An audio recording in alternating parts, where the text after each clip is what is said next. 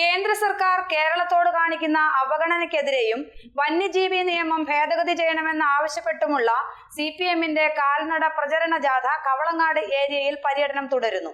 നേര്യമംഗലത്ത് നിന്നും ആരംഭിച്ച ജാഥ ബുധനാഴ്ച പൈങ്ങോട്ടൂരിൽ സമാപിക്കും.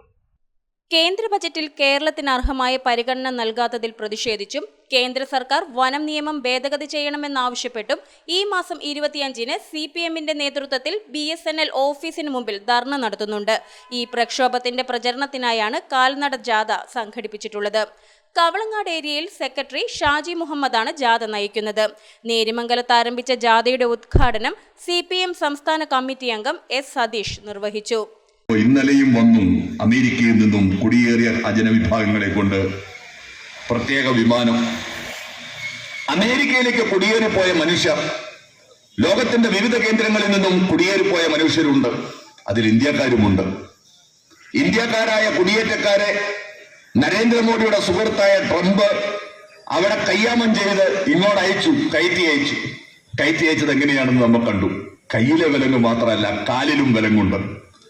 1 മണിക്കൂറോ 2 മണിക്കൂറോ വിലങ്ങല്ല, അറസ്റ്റ് ചെയ്തപ്പോ മുതൽ കാലിലും കയ്യിലും വിലങ്ങ് വെച്ച് അമേരിക്കൻ പട്ടാളത്തിന്റെ വിമാനത്തിൽ കുത്തിക്കയറ്റി. ഒന്ന് പ്രാഥമിക ആവശ്യത്തിന് പോലും പോകാൻ അനുവദിക്കാതെ. പണ്ട് ചില സിനിമയിൽ നമ്മൾ കണ്ടിട്ടുണ്ട് ഇങ്ങനെ ബ്രിട്ടീഷ് സാമ്രാജ്യത്വത്തിന്റെ കാലത്ത് സ്വാതന്ത്ര്യ സമര. ഏരിയ കമ്മിറ്റി അംഗം അഭിലാഷ് രാജ് അധ്യക്ഷത വഹിച്ചു. A Anshad, KE Joy, KB Muhammad, Nirmala Mohan, KP James, Sabu T Mathew തുടങ്ങിയവർ പ്രസംഗിച്ചു. ജാഥയ്ക്ക് വിവിധ കേന്ദ്രങ്ങളിൽ സ്വീകരണം ലഭിച്ചു. ബുധനാഴ്ച പൈങ്ങോട്ടൂരിലാണ് ജാഥയുടെ സമാപനം. GTV news, Kothamangalam. കോതമംഗലം കോഴിപ്പള്ളിയിൽ പുഴയിൽ മുങ്ങിമരിച്ച അമ്മയ്ക്കും മകൾക്കും വീടും നാടും യാത്രാമൊഴിയേകി.